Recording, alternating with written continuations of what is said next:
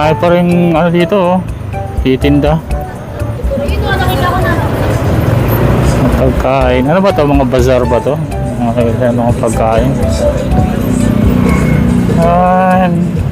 Instead na magkatuloy-tuloy, hindi eh. Kasi may ganyang event.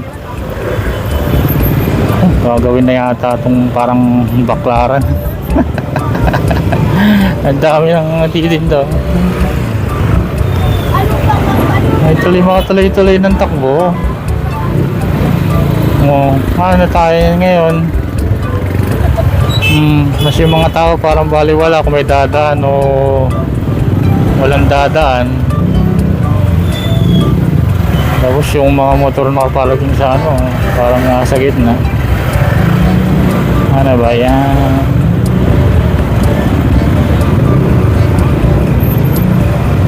Ano ba yan?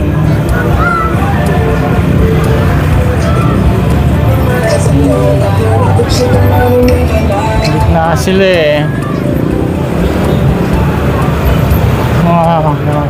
Dito maluwang kasi wala nagtitinda.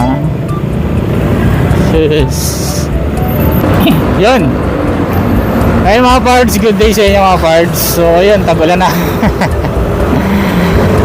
Kasi yun naman sa first part ng video, yan, order na ako ng ano. So naka-order na ako na raincoat natin. Yan. At hindi ako umorder nung ano ba yan, yung sinasabi nilang maganda daw, yung madaling isuot. Yung poncho jacket ba yun, yan. Yung raincoat kasi na yun, yung poncho jacket na yun, based sa aking napapansin, may pinipiling klase ng motor, yun. Kung saan siya bagay, bagay siya sa yung may ano, gulay board. May footboard ba na panggulay ba, yung sampahan. Kasi ito may gas tank sa harapan eh, kaya para sa akin hindi maganda eh. Kumbaga bubukang kangke. Yun lang. Tapos yun, medyo pricey yung ano nabili ko. Nakalimutan ko na kung anong tatak nun. Nakita nyo naman sa first part ng video yung brand nun. Medyo mahal siya compare sa mga parang yung raincoat na nabili ko nung hindi ko lang kung anong klase, yung galvanized ba o ganun na ano,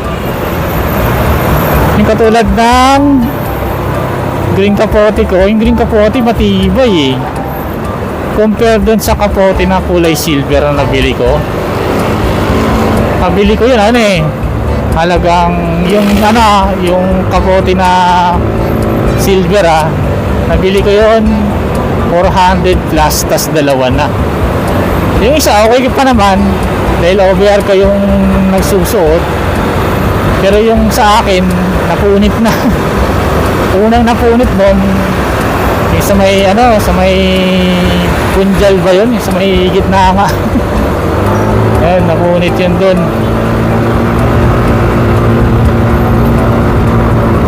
Tapos yung sa may sumunod, yung sa pinaka jacket na mismo, yung sa may zipper nya, napunit na rin yung pinagkakabitan ng ano, ba't yan bilis naman masira ano. Bagay ano, budget meal nga ano. Minsan talaga nakakadalang bumili ng mga budget meal na ano eh no, ng mga raincoat. Pero yun, nakabili na kasana kahit pa paano maging matibay siya no. At nasubukan ko na rin pala sa ulan yun. Unang napansin ko doon, hindi siya mainit.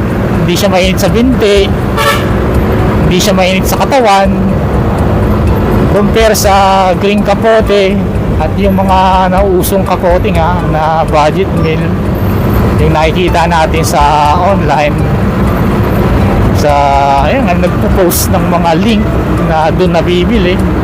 Yan, okay naman siguro siya sa iba, yung ibang mga gawa. Kasi lang siguro natsambahan lang talaga na pangit yung nabili ko ano. Saka budget meal nga, mura. Yan, may kanya-kanya naman kasi talaga tayong preference pagdating sa raincoat o jacket ba. Kanya-kanya tayong reference Teka, medyo maginaw yung hangin maginaw yung hangin. Uulan kaya? Sana sa ibang part hindi na ulan. Dito hindi na ulan dito eh. tag-ulan na. Ang size pala na nabili ko, iba-iba kasi ang size talaga.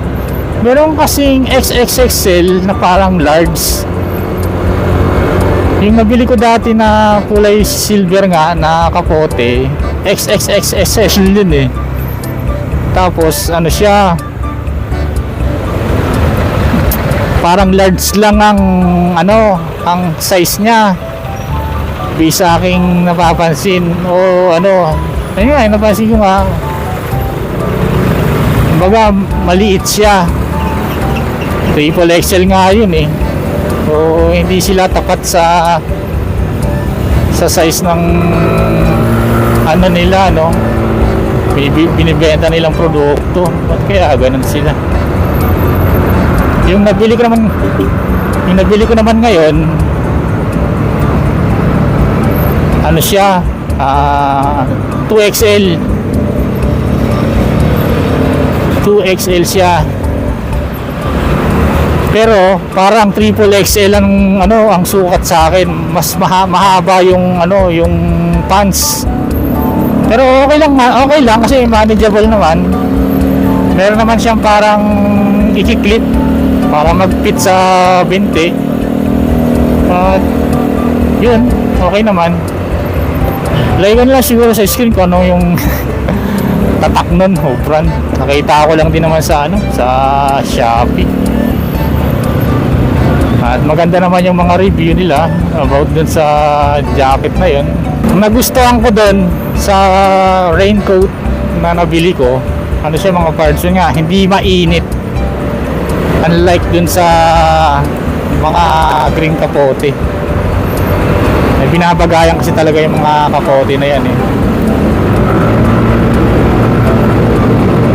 Maganda yun, pang Baguio o pang matindiyang lamig. Yung mga vinil ba tawag doon? All galvanized, parang vinil yata eh. Sana lang hindi siya ano, tagip-tipin. Alam mo yung mga parts yung tinatagip-tip, yung nagkakaroon ng itim-itim, yung alam mo talsik ng kung ano man, nagkakaroon ng mansa. Ang available na color nun, parang meron siyang